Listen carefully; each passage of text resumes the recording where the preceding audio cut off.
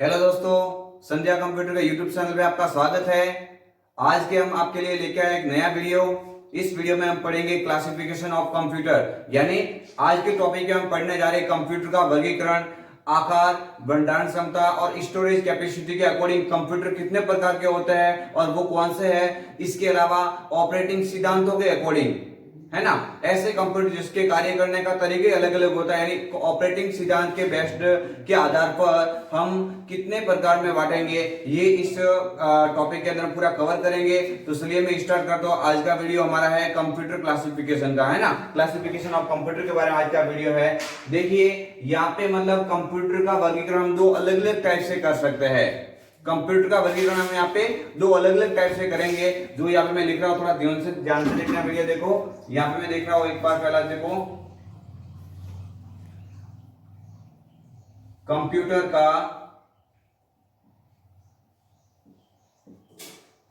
का वर्गीकरण, कंप्यूटर का वर्गीकरण दो अलग अलग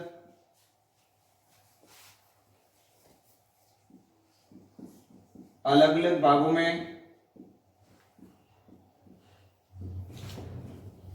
देखा जा सकता है।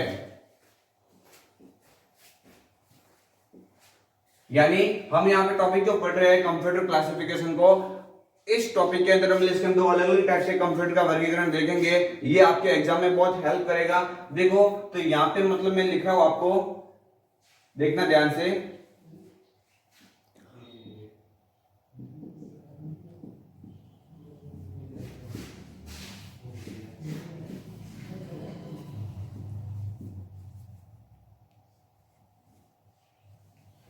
क्लासिफिकेशन ऑफ कंप्यूटर का हम देख रहे हैं। यहाँ पे आपको याद रखना है, यहाँ पे दो यहाँ पे अलग अलग टाइप्स हम देखेंगे। एक तो है यहाँ पे आपको याद रखना है आकार, भंडारण क्षमता यानी स्टोरेज कैपेसिटी, आकार, भंडारण क्षमता और प्रदर्शन, आकार, भंडारण क्षमता और प्रदर्शन के आधार पर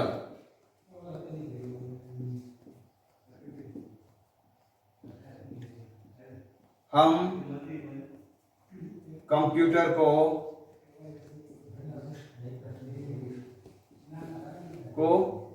चार भागों में बांटेंगे। कितने भागों में बांटेंगे? चार भागों में।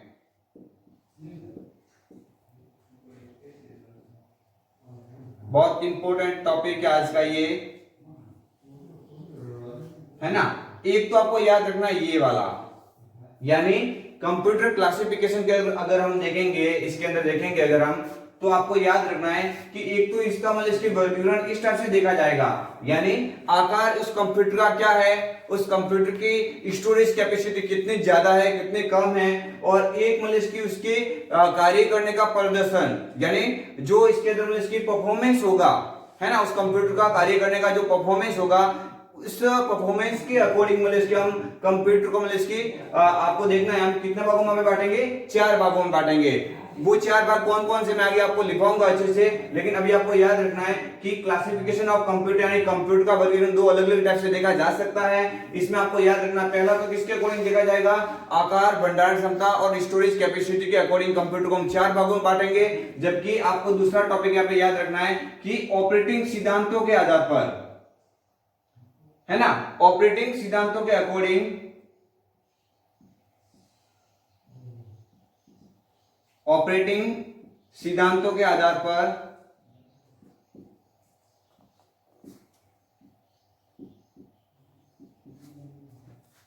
हम कंप्यूटर को तीन भागों में बांटेंगे। हम कंप्यूटर को तीन भागों में बांट सकते हैं ना, ये याद रखना आपको।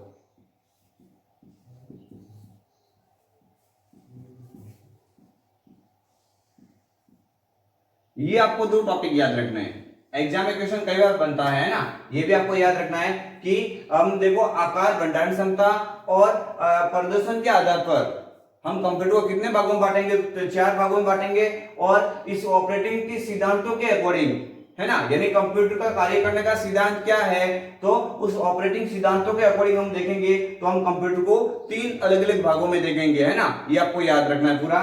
तो हम चलिए मैं लिस्ट में इसका पहले आपको लेता हूं कि आकार, भंडारण क्षमता और प्रदर्शन के आधार पर कंप्यूटर कौन कौन से है, मैं देखता हूं, है ना, ठीक है। अब देखो आपको याद रखना है कि आकार, भंडारण क्षमता और प्रदर्शन के आधार पर कंप्यूटर के जो प्रकार है वो मैं लिख रहा हूं यहाँ पे। तो आपको याद रखना है इसके 4 टाइप्स होते हैं ना, उन 4 टाइप्स में जो पहला मैं आपको यहाँ पे बता रहा हूं, फर्स्ट होता है मतलब इसकी सुपर कंप्यूटर।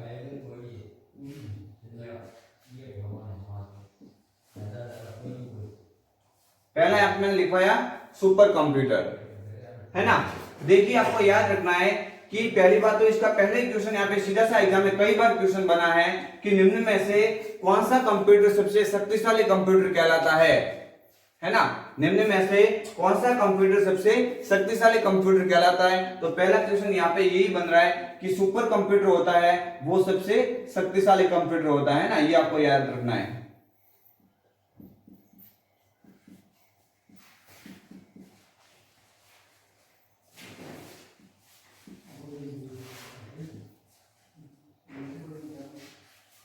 सबसे शक्तिशाली कंप्यूटर कौन सा है, तो आपको याद रखना है सुपर कंप्यूटर होता है, ये सबसे शक्तिशाली कंप्यूटर कहलाता है, ठीक है, ये भी आपको याद रखना है।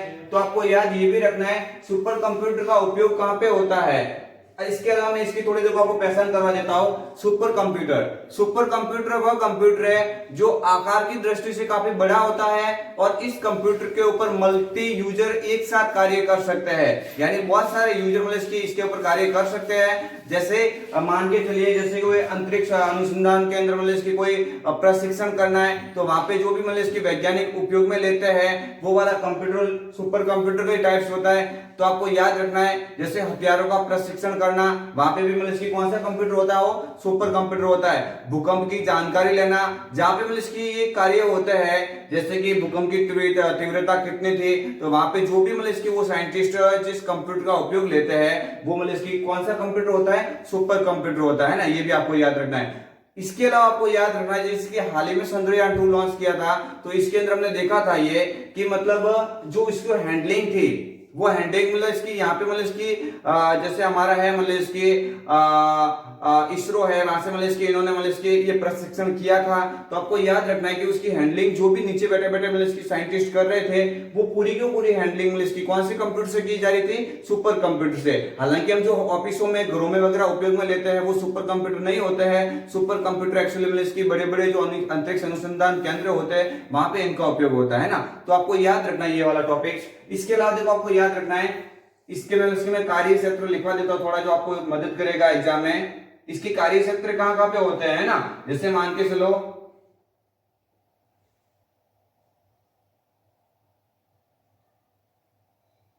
मौसम की भविष्यवाणी करना,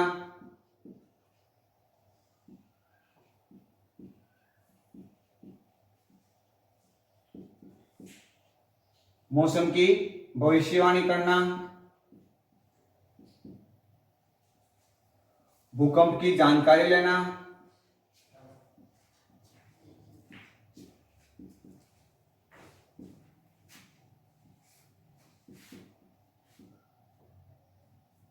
हथियारों का प्रशिक्षण करना,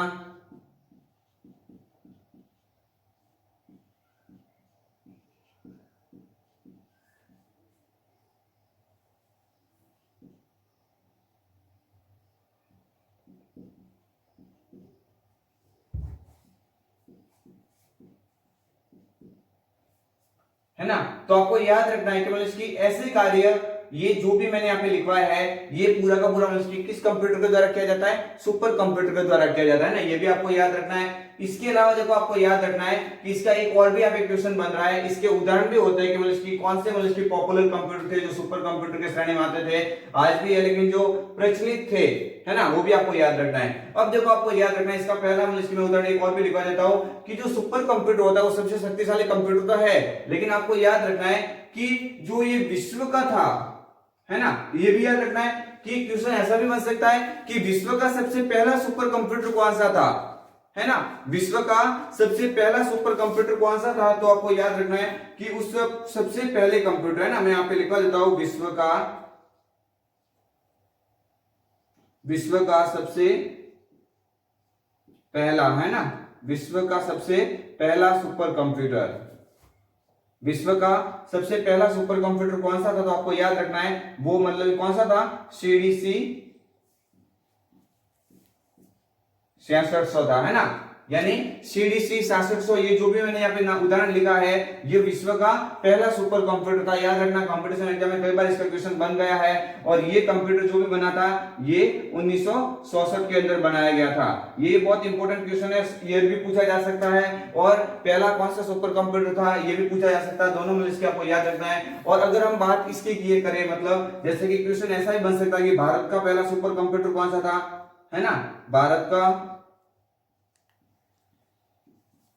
पहला सुपर कंप्यूटर, है ना, ऐसा मतलब क्वेश्चन बोले तो भी आपको याद रखना है कि भारत का मतलब पहला सुपर कंप्यूटर कौन सा था, परम था, है ना, इंपॉर्टेंट क्वेश्चन है, ये भी आपको याद रखना है।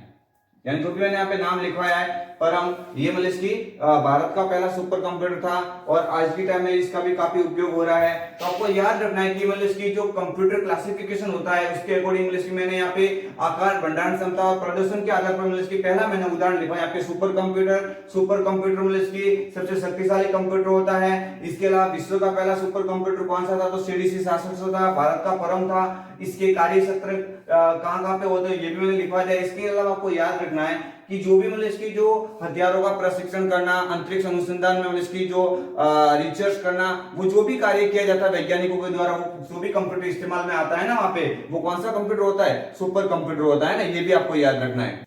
चलिए, तो सुपर कंप्यूटर के अलावा मैंने सुपर कंप्यूटर के बारे में बता दिया। अब देखो इसी आकार, भंडारण क्षमता और प्रदर्शन के अकॉर्डिंग मतलब इसका दूसरा टाइप से वो है मतलब इसकी मेन फ्रेम कंप्यूटर। कौन सा होगा, मेन फ्रेम कंप्यूटर।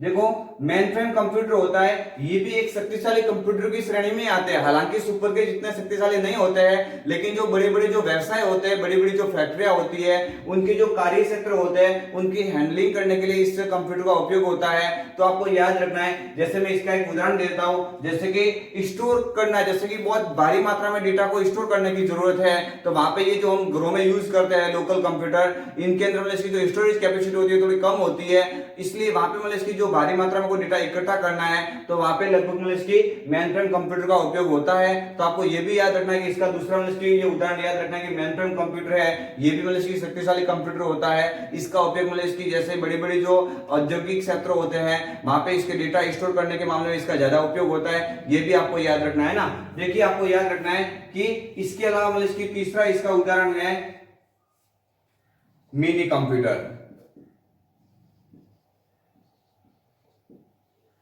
कौन सा है, मिनी कंप्यूटर। नाम से आपको लग रहा है कि मिनी का में छोटा होता है, लेकिन आपको याद रखना है कि मतलब ये भी शक्तिशाली कंप्यूटर की मतलब इसकी गिनती में लगभग मतलब इसकी गिने जाते हैं। आपको याद रखना है कि सुपर के समान तो शक्तिशाली नहीं होता है, लेकिन मिनी कंप्यूटर का भी उपयोग मतलब इसकी छोटे बड़े व्यवसायों को मतलब इसकी उनके वहां पे काम होता है। स्टोर करने की बात करो और भी प्रोसेसिंग की बात करो तो वहां पे इनकी मतलब इसकी जरूरत पड़ती है। तो आपको याद रखना है कि मिनी कंप्यूटर है, ये भी आकार, भंडारण क्षमता और प्रदर्शन के आधार पर मतलब इसका भाग कहलाएगा। तो देखो ये आप यहाँ पे मैंने तीन टाइप्स लिखवा दिए। एक चौथा इसका टाइप है मतलब इसकी माइक्रो कंप्यूटर। कौन सा होगा, माइक्रो कंप्यूटर।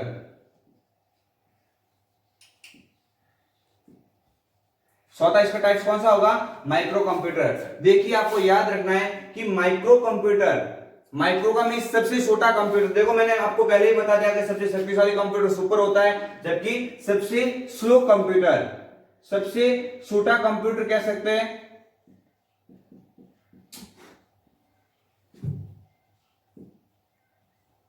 है ना। ये जो माइक्रो कंप्यूटर होता है ये सबसे छोटा कंप्यूटर होता है। आपको याद रखना है कि आज की टाइम में हम जो घरों में है कॉलेज में है और भी मतलब इसके ऑफिस में वगैरह जो मतलब इसकी इस्तेमाल करते आ रहे हैं कंप्यूटर का, वो सारे के सारे कंप्यूटर किस कंप्यूटर के उदाहरण है? माइक्रो कंप्यूटर के उदाहरण। आज की टाइम में आप देख रहे हो हमारे घर पे लैपटॉप है, डेस्कटॉप कंप्यूटर है, जो हमारे पास में मोबाइल होता है, पीडीएफ टैबलेट होता है, ये जो भी मतलब इसकी होती है हमारे पास डिवाइस, ये लगभग सारे के सारे किस कंप्यूटर के उदाहरण है? माइक्रो कंप्यूटर के। देखो यहाँ पे मतलब इसकी ज्यादा से ज्यादा क्वेश्चन इन दोनों के बारे में ज्यादा बनता है, या तो सुपर के बारे में ज्यादा बनता है या फिर माइक्रो के बारे में ज्यादा बनता है, क्योंकि सुपर कंप्यूटर मतलब इसके क्वेश्चन काफी ज्यादा आने की संभावना होती है। और इसके अलावा देखो माइक्रो कंप्यूटर होता है, ये सबसे स्लो कंप्यूटर होता है। और आज के टाइम में जो मोबाइल, जितने भी मोबाइल है, लैपटॉप है, डेस्कटॉप कंप्यूटर है, ये हम इस्तेमाल करते आ रहे हैं, ये सारे के सारे इस माइक्रो कंप्यूटर के उदाहरण है। आपको याद रखना, मैं इसके एग्जांपल लिखवा देता हूं, इसकी जो हम इस्तेमाल करते आ रहे हैं, इसकी मोबाइल की बात करें। मोबाइल एक छोटा से छोटा डिवाइस है, ये भी मतलब इसकी किस श्रेणी में आएगा? माइक्रो की श्रेणी में आएगा। प्लस डेस्कटॉप कंप्यूटर है,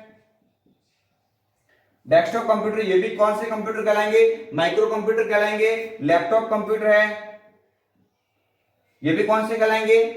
माइक्रो। देखिए इस टॉपिक का नाम ही क्या है? आकार, भंडारण क्षमता और इसके परफॉर्मेंस के अकॉर्डिंग कंप्यूटर को 4 भागों में बांटेंगे।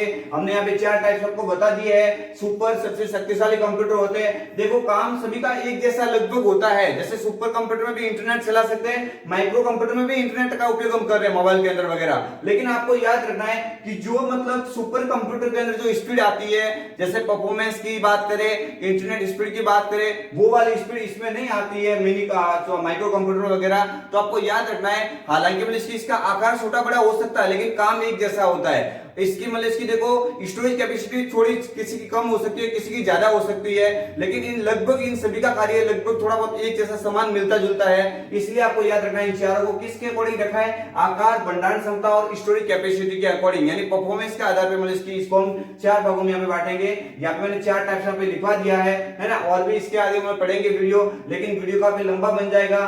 आगे वाले जो वीडियो बनाएंगे वो कंप्यूटर क्लासिफिकेशन के अंदर मतलब इसकी ऑपरेटिंग सिद्धांतों के आधार पर कंप्यूटर कौन कौन से है उसके बारे में बना के लेके आएंगे आपके लिए। तो आपको याद रखना है, आज का हम टॉपिक यहाँ तक ही रखते हैं। मतलब इसकी 4 टाइप्स मैंने बता दिए है। और भी इसके बारे में कोई आपको एक्स्ट्रा पूछना हो तो आप वीडियो के कमेंट बॉक्स में टाइप करके लिख सकते हैं। मैं आपको वहां पे मतलब इसकी निश्चित इसके मतलब इसकी आपको हेल्प मिलेगी मेरे द्वारा। तो आपको याद रखना ये 4 टाइप्स है।